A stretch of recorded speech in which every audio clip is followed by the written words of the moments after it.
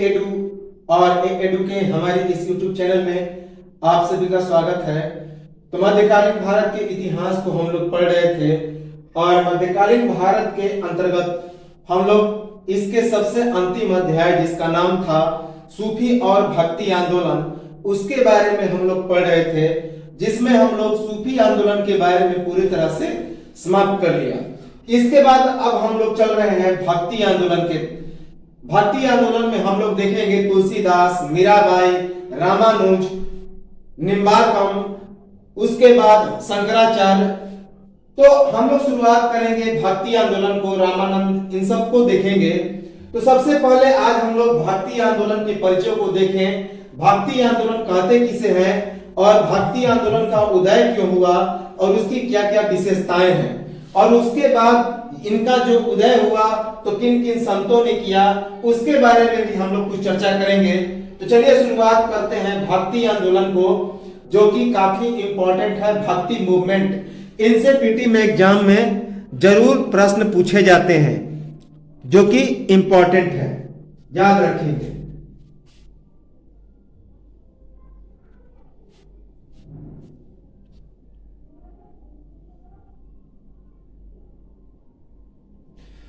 तो मध्यकालीन भारत के सांस्कृतिक इतिहास में भक्ति आंदोलन एक महत्वपूर्ण पड़ाव, जिसके अंतर्गत सामाजिक धार्मिक सुधारकों द्वारा समाज में विभिन्न तरह से भगवान की भक्ति का प्रचार प्रसार किया गया, जिसमें सबसे महत्वपूर्ण भूमिका कौन से धर्म का रहा, तो सिख धर्म का रहा, याद रखेंगे कि मध्यकालीन भारत के सांस्कृतिक इतिहास में भक्ति आंदोलन एक महत्वपूर्ण पड़ाव था, जिसके अंतर्गत सामाजिक धार्मिक सुधारकों के द्वारा समाज में विभिन्न तरह से भगवान की भक्ति का प्रचार प्रसार करके काफी महत्वपूर्ण सुधार किया गया। और इसमें सबसे महत्वपूर्ण भूमिका किसने निभाया, तो सिख धर्म ने इसमें सबसे इंपॉर्टेंट रोल अदा किया। याद रखेंगे कि मध्यकालीन भारत के सांस्कृतिक इतिहास में भक्ति आंदोलन एक महत्वपूर्ण पड़ाव था, जिसके अंतर्गत सामाजिक धार्मिक सुधारकों के द्वारा समाज में विभिन्न तरह से भगवान की भक्ति का प्रचार प्रसार किया गया, जिसमें सबसे महत्वपूर्ण जो भूमिका था वह सिख धर्म का था। याद रखेंगे। तो इस भक्ति आंदोलन, जैसा कि नाम है, ईश्वर की भक्ति से संबंधित है। इसमें ईश्वर की भक्ति के आधार पर समाज में सुधार किया गया। भक्ति की मूल धारा की शुरुआत 6वीं से 7वीं शताब्दी में ही प्रारंभ हो गई, लेकिन 14वीं शताब्दी में आंदोलन का एक रूप ले लिया, जिसका मुख्य उद्देश्य था मोक्ष की प्राप्ति। तो 6वीं से 7वीं शताब्दी में ही इस भक्ति की मूल धारा की शुरुआत हो गई तमिल राज्यों में। लेकिन जब 14वीं शताब्दी आया तो यह एक आंदोलन का रूप ले लिया, और भक्ति के आंदोलन का मुख्य उद्देश्य था मोक्ष की प्राप्ति। याद रखेंगे, इंपॉर्टेंट है, पूछा जाता है कि भक्ति के आंदोलन का मुख्य उद्देश्य क्या था, तो मोक्ष की प्राप्ति। भक्ति आंदोलन की शुरुआत दक्षिण भारत में अलवार एवं नयनार संतों के द्वारा हुई। कब, तो 800 से 1700 ईस्वी के बीच, और उसके बाद उत्तर भारत सहित संपूर्ण दक्षिण एशिया में, अर्थात पूरे भारतीय उपमहाद्वीप में इसका प्रचार प्रसार हुआ, यह काफी फैल गया। तो भक्ति आंदोलन की शुरुआत दक्षिण भारत में अलवार और नयनार संतों के द्वारा हुआ। 800 से 1700 ईस्वी के बीच इसका खूब प्रचार प्रसार किया गया, खूब विकास हुआ, और उसके बाद उत्तर भारत सहित संपूर्ण दक्षिण एशिया अर्थात भारतीय उपमहाद्वीप में इसका काफी प्रचार हो गया। यह संपूर्ण दक्षिण एशिया तक फैल गया। यह सूफी आंदोलन से प्राचीन था। तो यह जो भक्ति आंदोलन था, यह सूफी आंदोलन से भी काफी प्राचीन था, अर्थात सूफी आंदोलन से पहले ही इनका विकास हो चुका था। याद रखेंगे कि भक्ति आंदोलन सूफी आंदोलन से भी काफी प्राचीन था, काफी पहले का आंदोलन था। भक्ति आंदोलन के दार्शनिक अवधारणा का पूर्ण प्रतिपादन किसमें है? तो उपनिषदों में किया गया है। तो काव्य का छोटा रूप कौन होता है? उपनिषद। तो भक्ति आंदोलन के दार्शनिक अवधारणा का पूर्ण प्रतिपादन उपनिषदों में किया गया है। याद रखेंगे, इंपॉर्टेंट है कि भक्ति आंदोलन के दार्शनिक अवधारणा के सिद्धांत का पूरी तरह से प्रतिपादन किसमें किया गया? तो उपनिषदों में। याद रखेंगे, उपनिषदों में। भक्ति आंदोलन में ईश्वर के प्रति असीम भक्ति पर बल दिया गया, ईश्वर की एकता पर बल दिया गया, अर्थात एकेश्वरवाद पर बल दिया गया, भाईचारा पर बल दिया गया, सभी धर्मों की समानता पर बल दिया गया, जबकि जाति एवं कर्म कांडों की भर्त्सना की गई, अर्थात इनका विरोध किया गया। तो भक्ति आंदोलन में ईश्वर के प्रति असीम श्रद्धा, असीम भक्ति पर बल दिया गया। तो यह भक्ति आंदोलन ईश्वर के प्रति समर्पण के लिए ही आंदोलन था। ईश्वर के प्रति एकता पर बल दिया गया, भाईचारा पर बल दिया गया, सभी धर्मों की समानता पर बल दिया गया, लेकिन जाति एवं कर्म कांडों का इसमें विरोध किया गया, उसकी भर्त्सना की गई। भक्ति आंदोलन के प्रथम प्रचारक कौन थे? तो आदि गुरु शंकराचार्य। शंकराचार्य को आदि गुरु भी कहा जाता है, क्योंकि ये काफी प्राचीन थे, तो इसी कारण इन्हें भक्ति आंदोलन का प्रथम प्रचारक कहा जाता है। तो भक्ति आंदोलन के प्रथम प्रचारक कौन थे? तो आदि गुरु शंकराचार्य। याद रखेंगे। शंकराचार्य के बाद 12 तमिल वैष्णव संत, जिन्हें अलवार के नाम से जाना जाता है, तो शंकराचार्य के बाद 12 तमिल वैष्णव संत, जो कि अलवार के नाम से प्रसिद्ध। अलवार का मतलब होता है ज्ञानी व्यक्ति, ज्ञानवान व्यक्ति, जो वैष्णव या नारायण का उपासक हो, तो उसे ही अलवार कहते हैं। जो विष्णु की पूजा करे, नारायण की पूजा करे, नारायण का उपासक हो, वैष्णव का उपासक हो, या फिर ज्ञानी व्यक्ति हो, यही अलवार का मतलब होता है। तो शंकराचार्य के बाद 12 तमिल वैष्णव संत हुए, जो अलवार के नाम से प्रसिद्ध हुए, और इन्हीं के द्वारा भक्ति आंदोलन को काफी लोकप्रिय किया गया। याद रखेंगे कि शंकराचार्य के बाद 12 वैष्णव तमिल संतों के द्वारा, जो कि अलवार के नाम से प्रसिद्ध थे, वे भक्ति आंदोलन को काफी लोकप्रिय बना दिए। शैव नयनारों तथा वैष्णव अलवारों, जो शैव के उपासक होते थे, शिव के उपासक होते थे, उन्हें नयनार कहा जाता था, जबकि जो वैष्णव या नारायण के उपासक होते थे, उन्हें अलवार कहा जाता था। तो शैव नयनारों तथा वैष्णव अलवारों के द्वारा जैनियों और बौद्धों के अपरिग्रह को अस्वीकार करके ईश्वर के प्रति व्यक्तिगत भक्ति को ही मुक्ति का मार्ग स्वीकार किया गया। तो शैव नयनार और वैष्णव अलवार ने क्या किया कि जैन और बौद्ध के द्वारा बताए गए अपरिग्रह अर्थात ब्रह्म की प्राप्ति, तो इनके सिद्धांत को उन्होंने क्या किया? अस्वीकार कर दिया। लेकिन ईश्वर के प्रति व्यक्तिगत भक्ति को ही उन्होंने मुक्ति का मार्ग बताया। तो शैव नयनारों तथा वैष्णव अलवारों के द्वारा जैनियों और बौद्धों के अपरिग्रह को स्वीकार करके ईश्वर के प्रति व्यक्तिगत भक्ति को ही मुक्ति का मार्ग बताया गया। उन्होंने क्या बताया कि अपरिग्रह से हमारा मुक्ति का मार्ग प्राप्त नहीं होता, लेकिन किससे प्राप्त होता है? तो व्यक्तिगत भक्ति से। ईश्वर की अगर हम लोग व्यक्तिगत भक्ति करेंगे तो उसी से ही मुक्ति का मार्ग प्राप्त होगा, अपरिग्रह से प्राप्त नहीं होगा, जो कि बौद्ध और जैन का सबसे प्रसिद्ध सिद्धांत है। शैव नयनारों तथा वैष्णव अलवारों के द्वारा दक्षिण भारत में स्थानीय भाषाओं में ईश्वर के भक्ति के संदेश का प्रचार प्रसार। तो शैव नयनारों और वैष्णव अलवारों ने दक्षिण भारत में स्थानीय भाषाओं जैसे कि तमिल, मराठी, उसके बाद बंगाली, इन सभी गुजराती, इन सभी भाषाओं में ही अपने भक्ति के संदेश का प्रचार प्रसार किया, अर्थात वह क्षेत्रीय भाषा में ही अपने भक्ति का प्रचार प्रसार किए। कौन? तो शैव नैनाल और वैष्णव अलवार।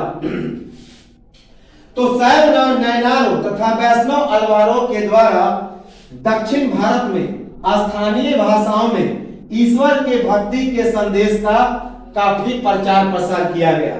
लोकल लैंग्वेज में वैष्णव संतों के द्वारा शंकराचार्य के अद्वैतवाद और ज्ञान मार्ग का विरोध किया गया। तो शंकराचार्य ने एक सिद्धांत का प्रतिपादन किया था जो कई बार एग्जाम में पूछा जा चुका है, जिसका नाम था अद्वैतवाद और ज्ञान मार्ग। तो अद्वैतवाद और ज्ञान मार्ग के सिद्धांत को हम लोग आगे पढ़ेंगे। तो इनका जो वैष्णव संत थे, जो 12 वैष्णव अलवार संत थे, उन्होंने शंकराचार्य के अद्वैतवाद और ज्ञान मार्ग का भरपूर विरोध किया और इन संतों के द्वारा ब्रह्म और जीव की पूर्ण एकता को स्वीकार किया गया और उनके अनुसार परमात्मा जो थे निर्गुण नहीं बल्कि सगुण थे, अर्थात वे गुणों से भरे पड़े थे। तो वैष्णव संतों ने शंकराचार्य के अद्वैतवाद और ज्ञान मार्ग के सिद्धांत का काफी विरोध किया और उन्होंने ब्रह्म और जीव की पूर्ण एकता को ही सही बताया, उसको स्वीकार किया। और उनके अनुसार क्या कहा गया कि जो परमात्मा है वह निर्गुण नहीं बल्कि सगुण है, अर्थात वह कम गुणों से भरा नहीं है बल्कि काफी गुणों से भरा पड़ा है। जो परमात्मा है वह काफी गुणवान व्यक्ति है। तो यह कहा गया। तो वैष्णव संतों के द्वारा शंकराचार्य के अद्वैतवाद और ज्ञान मार्ग का विरोध किया गया और इन संतों के द्वारा ब्रह्म और जीव की पूर्ण एकता को स्वीकार किया गया और इनके अनुसार परमात्मा जो है वे निर्गुण नहीं बल्कि सगुण है। इसके बाद अब हम लोग कुछ विशेषताओं को देखते हैं।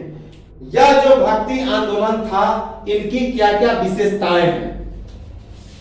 इस आंदोलन का प्रसार पूरे दक्षिण एशिया अर्थात भारतीय उपमहाद्वीप में हो गया। तो इस आंदोलन का प्रसार कहां तक हुआ?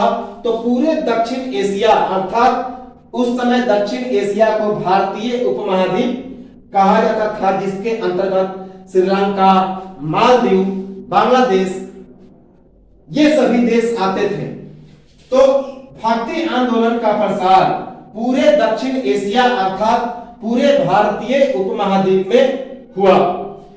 बहुत लंबे समय तक प्रसार, यह भक्ति आंदोलन काफी लंबे समय तक चला। तो बहुत ही लंबे समय तक इसका प्रसार रहा, काफी लंबे समय तक यह चला भक्ति आंदोलन। इसके समाज में सभी वर्गों जैसे कि निम्न जातियां, उच्च जातियां, स्त्री पुरुष, सनातनी, सिख, मुसलमान ये सभी का प्रतिनिधित्व था, अर्थात यह जाति पाति धर्म अधर्म पर विरोध नहीं करता था। कौन? तो यह भक्ति आंदोलन। और भक्ति आंदोलन के समाज में सभी वर्गों का प्रतिनिधित्व था, अर्थात सभी धर्मों के लोग शामिल हो सकते थे, जिसके अंतर्गत निम्न जातियां, उच्च जातियां, स्त्री पुरुष, सनातनी, सिख, मुसलमान ये सभी का प्रतिनिधित्व था। ये सभी जो थे भक्ति आंदोलन में शामिल थे। इस आंदोलन के परिणाम स्वरूप संस्कृत के बजाय क्षेत्रीय भाषाओं में भारी मात्रा में हिंदू साहित्य की रचना हुई, जो मुख्यतः भक्ति काव्य और संगीत के रूप में काफी विख्यात हुई। तो इस भक्ति आंदोलन के परिणाम स्वरूप संस्कृत के बजाय क्षेत्रीय भाषाओं में हिंदू साहित्य की रचना हुई, जो मुख्यतः भक्ति काव्य और संगीत के रूप में लिखी गई। तो याद रखेंगे कि भक्ति आंदोलन के परिणाम स्वरूप संस्कृत के बजाय क्षेत्रीय भाषाओं में भारी मात्रा में हिंदू साहित्य की रचना हुई, जो मुख्यतः भक्ति काव्य और संगीत के रूप में काफी प्रसिद्ध हुई, संगीत के रूप में और भक्ति काव्य के रूप में लिखी गई। भक्ति आंदोलन के द्वारा हिंदू समाज का इस्लाम के प्रचार, जोर जबरदस्ती और राजनीतिक हस्तक्षेप से कड़ा मुकाबला किया गया। तो भक्ति आंदोलन के द्वारा हिंदू समाज का इस्लाम के प्रचार, जोर जबरदस्ती और राजनीतिक हस्तक्षेप से काफी कड़ा मुकाबला हुआ। तो जैसे ही भक्ति आंदोलन की शुरुआत हुई तो हिंदू के समाज ने इस्लाम के द्वारा जो मुसलमानों के द्वारा जो इस्लाम का प्रचार किया जाता था, राजनीतिक हस्तक्षेप किया जाता था, जोर जबरदस्ती किया जाता था कि आप इस्लाम को अपनाइए, तो इस भक्ति आंदोलन के कारण इस इस्लाम धर्म के इन सभी नीतियों से कड़ा मुकाबला प्रारंभ हो गया। तो इस्लाम भक्ति आंदोलन के द्वारा हिंदू समाज का इस्लाम के प्रचार, जोर जबरदस्ती एवं राजनीतिक हस्तक्षेप से कड़ा मुकाबला प्रारंभ हो गया। इस्लाम धर्म पर गहरा प्रभाव एवं सूफीवाद का उदय। तो इस भक्ति आंदोलन से इस्लाम धर्म पर गहरा प्रभाव पड़ा और भक्ति आंदोलन के भक्तों को देखकर, भक्ति संतों को देखकर मुसलमानों पर भी गहरा प्रभाव पड़ा, इनके गुणों का गहरा प्रभाव पड़ा। और इसके बाद इस्लाम धर्म में सूफी आंदोलन और सूफीवाद का विकास हुआ, जो कि हम लोग पढ़ चुके हैं। तो इस्लाम धर्म पर गहरा प्रभाव पड़ा और सूफीवाद का विकास हुआ इस भक्ति आंदोलन के बाद। भक्ति की धारणा का अर्थ होता है एक ईश्वर के प्रति सच्ची निष्ठा। तो भक्ति की धारणा का मतलब होता है एक ही ईश्वर के प्रति सच्ची निष्ठा। तो ये जो भक्ति आंदोलन के संत थे वे कहा करते थे कि ईश्वर मात्र एक है, वो चाहे किसी भी धर्म का हो, ईश्वर अनेक नहीं है। इसलिए आपको एक ईश्वर के प्रति अपनी भक्ति निर्धारित करनी चाहिए, जिसे एक ईश्वरवाद कहा जाता था, एक ईश्वर के प्रति सच्ची निष्ठा। तो भक्ति की धारणा का अर्थ था एक ईश्वर के प्रति सच्ची निष्ठा। जनसाधारण में क्षेत्रीय भाषा में उपदेश देने के कारण हिंदी, मराठी, बंगाली और गुजराती भाषा का उदय। तो चूंकि भक्ति आंदोलन के दौरान जनसाधारण में, लोगों के दिमाग में क्षेत्रीय भाषा में उपदेश दिया गया, इसी कारण हिंदी, मराठी, बंगाली और गुजराती भाषा का काफी उदय हुआ, याद रखेंगे। मूल सिद्धांत सूफी संतों के शिक्षाओं के समान ही।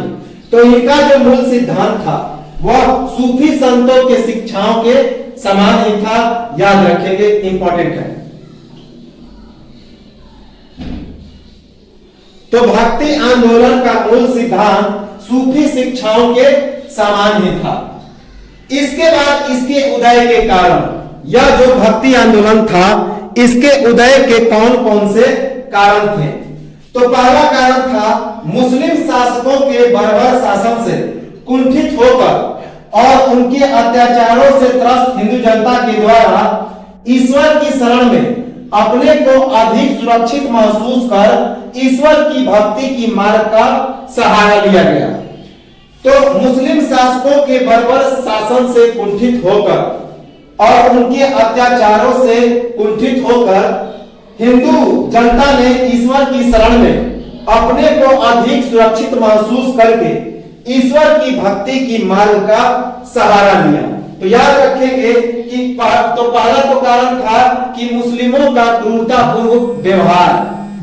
तो मुस्लिम शासकों के बर्बर शासन से कुंठित होकर और उनके अत्याचारों से त्रस्त होकर हिंदू जनता ने ईश्वर की शरण में अपने आप को सुरक्षित महसूस किया और उसके बाद ईश्वर की भक्ति की मार्ग का सहारा लिया। हिंदू और मुस्लिम जनता के आपस में सांस्कृतिक सद्भाव, सहानुभूति एवं सहयोग की भावना का विकास। तो हिंदू और मुस्लिम जनता के आपस में सांस्कृतिक सद्भाव, सहानुभूति और सहयोग की भावना का भी विकास हुआ। तो इस कारण भी हिंदुओं में इस भक्ति आंदोलन के विकास की शुरुआत हुई।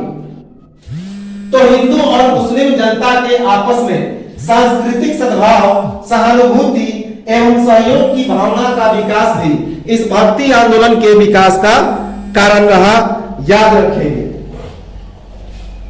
सूफी संतों की उदार एवं सहिष्णुता की भावना तथा एकेश्वरवाद में प्रबल निष्ठा का हिंदुओं पर प्रभाव।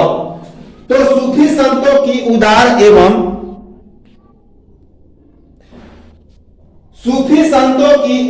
एवं सहिष्णुता की भावना एवं एकेश्वरवाद में प्रबल निष्ठा का भी हिंदुओं पर प्रभाव पड़ा और इस कारण भी इस भक्ति आंदोलन के सिद्धांत का विकास हुआ। मुस्लिम शासकों के द्वारा आए दिन मूर्तियों को नष्ट और अपवित्र करना, इसमें बिना मूर्ति और मंदिर के ईश्वर की आराधना के प्रति लोगों का झुकाव और भक्ति मार्ग का सहारा मिला। तो आए दिन जो मुस्लिम शासक होते थे मूर्तियों को नष्ट करते थे, उसे अपवित्र करते थे। तो हिंदुओं ने क्या विचार किया कि बिना मूर्ति और मंदिर के ही हम लोग ईश्वर की आराधना करें। इसी कारण इससे बिना मूर्ति और मंदिर के ईश्वर की आराधना के प्रति लोगों का झुकाव पैदा हुआ और भक्ति की मार्ग का सहारा लिया गया। याद रखेंगे, इंपॉर्टेंट है। तो ईश्वर की भक्ति की मार्ग का सहारा का सबसे मूल कारण था जब आए दिन मुसलमानों के द्वारा मूर्तियों और मंदिरों को नष्ट करना, उसे अपवित्र करना। भक्ति आंदोलन के 3 मार्ग थे। भक्ति आंदोलन के मार्ग, पहला कर्म, यह बात लिखा गया है गीता उपदेश में। तो कृष्ण की जो गीता उपदेश है उसमें भक्ति आंदोलन के मार्ग को लिखा गया है कि कर्म ही भक्ति आंदोलन का मार्ग है। उसके बाद दूसरा है ज्ञान। उपनिषद और शंकराचार्य के अनुसार, तो उपनिषद और शंकराचार्य के अनुसार क्या कहा गया?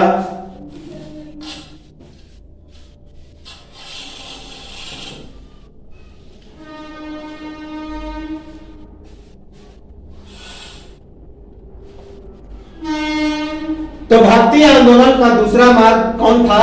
तो भक्ति आंदोलन का दूसरा मार्ग ज्ञान। यह बात लिखा गया उपनिषदों और शंकराचार्य। तो उपनिषदों में लिखा गया कि भक्ति आंदोलन का मार्ग कौन है? तो ज्ञान है। और शंकराचार्य ने भी ज्ञान को ही भक्ति आंदोलन का मार्ग बताया। जबकि तीसरा जो मार्ग है वह भक्ति, इससे मोक्ष की प्राप्ति का, यह मोक्ष की प्राप्ति का मार्ग है। तो 3 मार्ग है भक्ति आंदोलन का। पहला कर्म, यह बात गीता उपदेश के अनुसार बताया गया। दूसरा ज्ञान, इसे उपनिषदों और शंकराचार्य ने बताया। और तीसरा भक्ति, जो कि मोक्ष की प्राप्ति का मार्ग है। भक्ति का सर्वप्रथम उल्लेख श्वेताश्वर उपनिषद में, याद रखेंगे कि भक्ति की जो सर्वप्रथम उल्लेख की गई वह किस उपनिषद में की गई? तो श्वेताश्वर उपनिषद में। तो श्वेताश्वर उपनिषद में भक्ति का सर्वप्रथम उल्लेख किया गया। याद रखेंगे, श्वेताश्वर उपनिषद में सर्वप्रथम भक्ति का उल्लेख किया गया। दक्षिण भारत में भक्ति आंदोलन की शुरुआत रामानुज के द्वारा की गई, जबकि उत्तर भारत में भक्ति आंदोलन की शुरुआत रामानंद के द्वारा की गई। इंपॉर्टेंट है कि दक्षिण भारत में भक्ति आंदोलन की शुरुआत किसके द्वारा हुई? तो रामानुज के द्वारा। जबकि उत्तर भारत में भक्ति आंदोलन की शुरुआत किसके द्वारा हुई? तो रामानंद के द्वारा। दक्षिण भारत में रामानुज के द्वारा और उत्तर भारत में रामानंद के द्वारा। अब हम लोग आते हैं अलवार संतों के बारे में। हमने बताया था कि आदि शंकराचार्य के बाद 12 अलवार संत हुए, जिन्होंने इस भक्ति आंदोलन को काफी दक्षिण भारत में प्रसार किया। तो अलवार संत का मतलब होता है ज्ञानवान पुरुष, ज्ञानी व्यक्ति, विष्णु या फिर नारायण का उपासक, भगवान में डूबा हुआ। याद रखेंगे, ये तमिल कवि एवं संत हुआ करते थे। जो अलवार संत थे वे तमिल कवि एवं संत हुआ करते थे।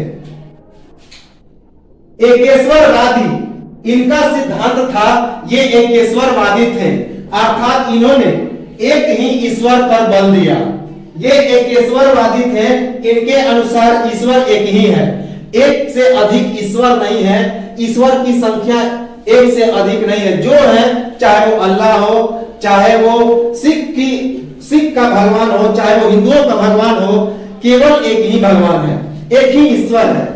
तो अलवार संत क्या थे? तो एकेश्वरवादी थे, अर्थात उन्होंने एक ही ईश्वर पर बल दिया, आध्यात्मिक शासन की प्रवृत्ति पर बल दिया।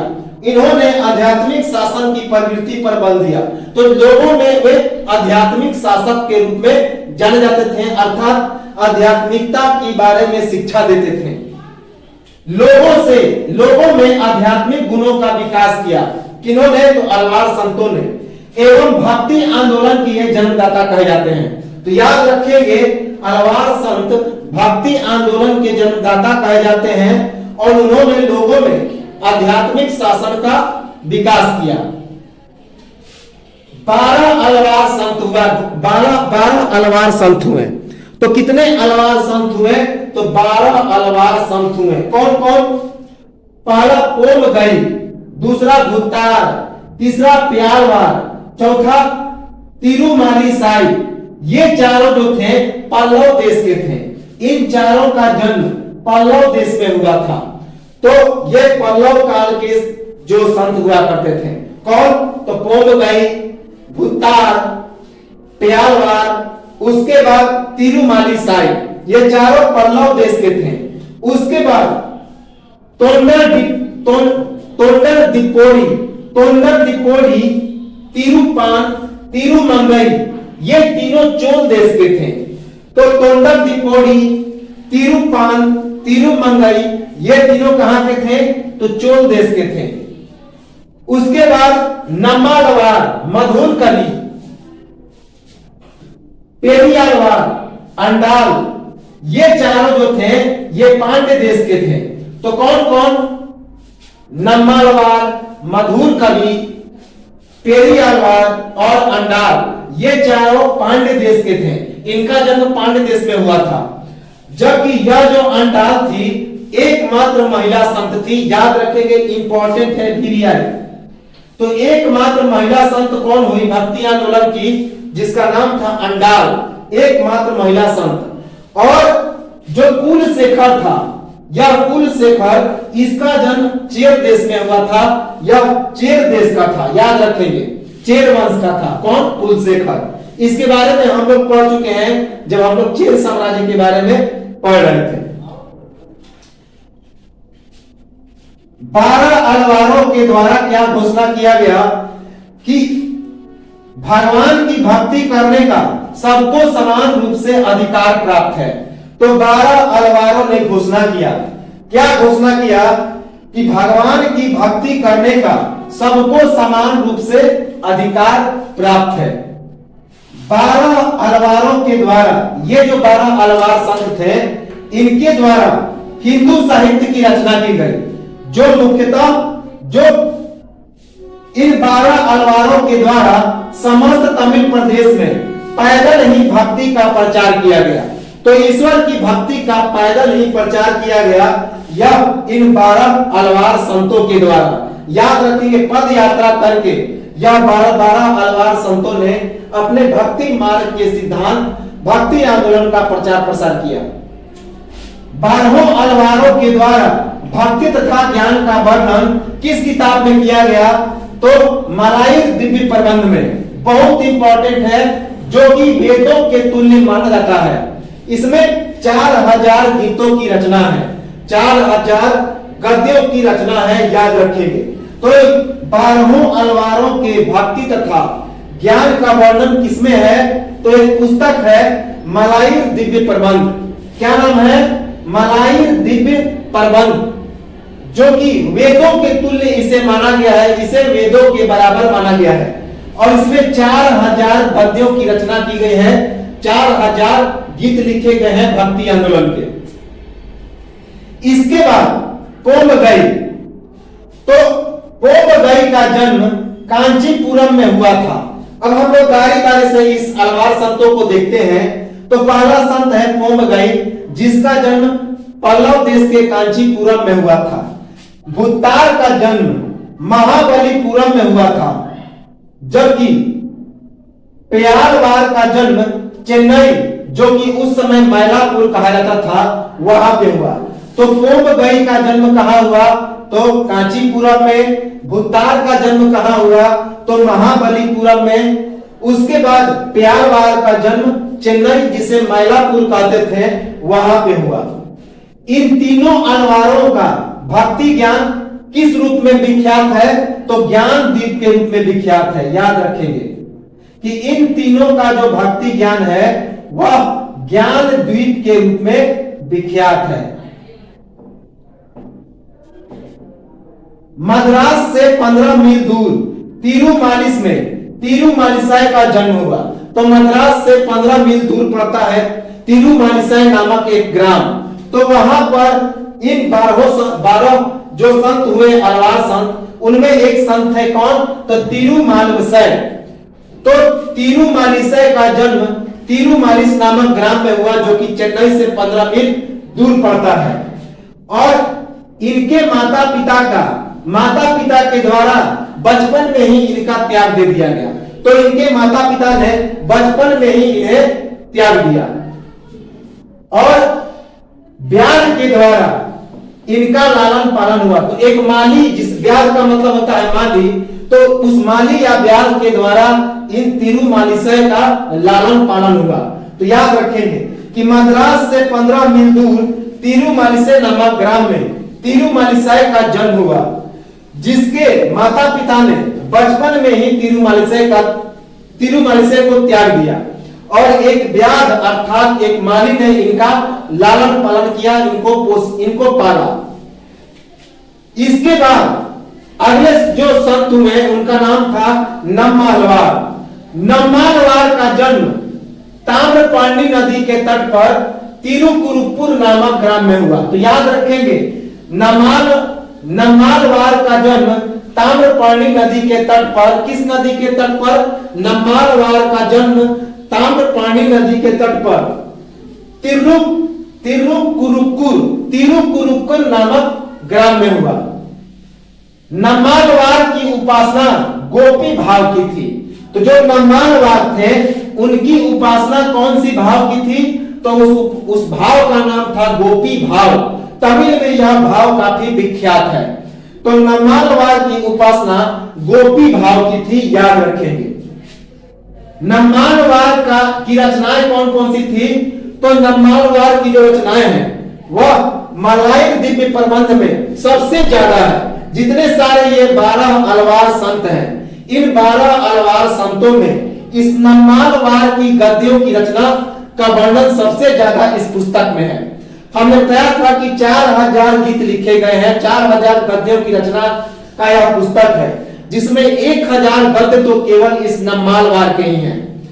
तो नम्मालवार की रचनाएं मलयार दिव्य प्रबंध में 4000 गद्यों के इस किताब में 1000 गद्य केवल नम्मालवार के हैं, याद रखेंगे 1000। वैष्णव संतों में नम्मालवार एक उत्कृष्ट एवं महानतम कोटि के संत हैं। तो इन 12 अलवार संतों में जो नम्मालवार थे वे सबसे उत्कृष्ट एवं महानतम कोटि के संत थे। तो याद रखेंगे कि वैष्णव संतों में नम्मालवार सबसे उत्कृष्ट एवं महानतम कोटि के संत थे। नम्मालवार के द्वारा नम्मालवार, तो याद रखेंगे इस नम्मालवार के द्वारा तिरुविहसम, तिरुवासिरियम, उसके बाद तिरुवती वंदादी तथा तिरुवैमोग नामक चतुर्वेदों की रचना की गई। इन्होंने 4 वेदों की रचना की, जिसे चतुर्वेद कहा गया, इंपॉर्टेंट है। तो नम्मालवार ने 4 वेदों की रचना की, जिसे चतुर्वेद कहा गया। कौन कौन? तो पहला जो है तिरुविहसम, पहले किताब का नाम है तिरुविहसम, दूसरे किताब का नाम है तिरुवासिरियम, तीसरे किताब का नाम है तिरुवती वंदादी, और चौथे पुस्तक का नाम है तिरुवैमोग। तो इन्हें चतुर्वेद कहा गया। इन चारों पुस्तक की रचना नम्मालवार ने की तमिल भाषा में। नम्मालवार का अन्य नाम क्या था? तो षटकोप और परांकुश मुनि। तो नम्मालवार को षटकोप और परांकुश मुनि के नाम से भी जाना जाता है। तो नम्मालवार को कौन कौन से नाम से जाना जाता है? परांकुश मुनि और षटकोप। याद रखेंगे, इंपॉर्टेंट है। तो यह तो था हमारा नम्मालवार। इसके बाद जो अगले जो 8 संत बच गए हैं, और तो हम लोग अगले वीडियो में उसे देखेंगे, और साथ ही साथ हम लोग चलेंगे शंकराचार्य, रामानुज, इन सबको बारी बारी से डिटेल में देखेंगे, और उसके बाद नैनार संतों को भी देखेंगे, और इसके बाद यह भक्ति आंदोलन समाप्त हो जाएगा। साथ ही साथ यह मेडिएवल हिस्ट्री भी समाप्त हो जाएगा। तो एक स्क्रीनशॉट लें और मिलेंगे हम लोग अगले वीडियो में इस नम्मालवार के बाद के संत को लेकर। तब तक